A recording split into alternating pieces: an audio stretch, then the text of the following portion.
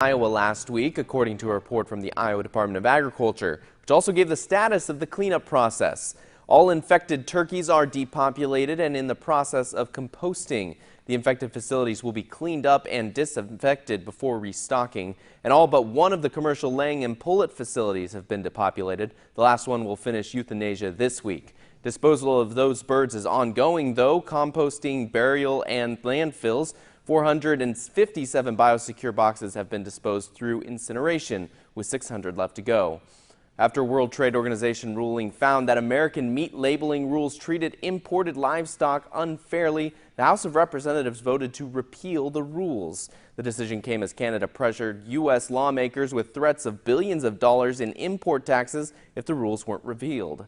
Canada's livestock industry seems pleased with the House votes. Canadian Cattlemen Association's Director of Government and International Relations, John Maswal, says Canadian leaders are serious about retaliation unless the U.S. does something about the trade distorting rule they say has damaged their livestock industry. He says U.S. House leaders showed concern for retaliation and proved it with their vote to scrap COOL.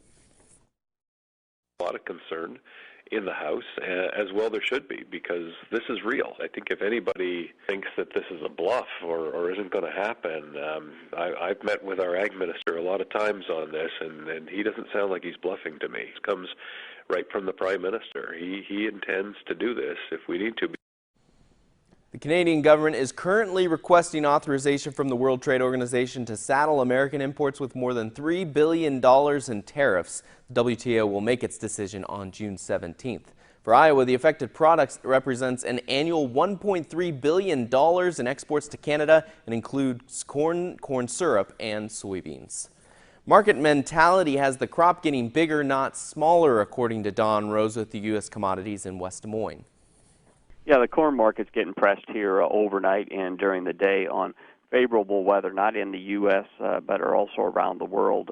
But overall, it's the rain makes grain theory is pressing the market. Yeah, the soybean market is finding a little more support than the corn. Primarily, we still have acres to plant on soybeans, somewhere around 10 million acres of soybeans yet to go in the ground. And also the wet weather for soybeans is a bit of an issue. Well, the cash cattle last week traded 152 to 153 for the bulk of the cash trade, which was down $2 to $3 a hundredweight. The technicals are negative on the cattle, and funds remain long. So it's the beef and the cash coming under some pressure. As we're getting closer to this hog and pig report, quarterly report, the fear is that we could see a mild expansion versus a signal that we really need to send to liquidate for a liquidation type of phase a little bit. So I think it's just the large supplies that are coming at us. Our slaughter was over 11% in the last week. Our production was over 10%.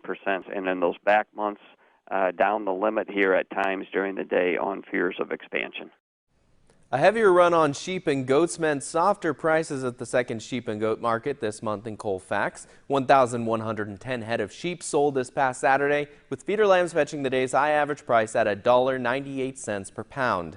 Fed lambs averaged $1.65 per pound, with prices on the 103 head of goats ranging from $121 to $200 per head. We put stories up every day. Check out WHOTV.com. Click News, then Agribusiness.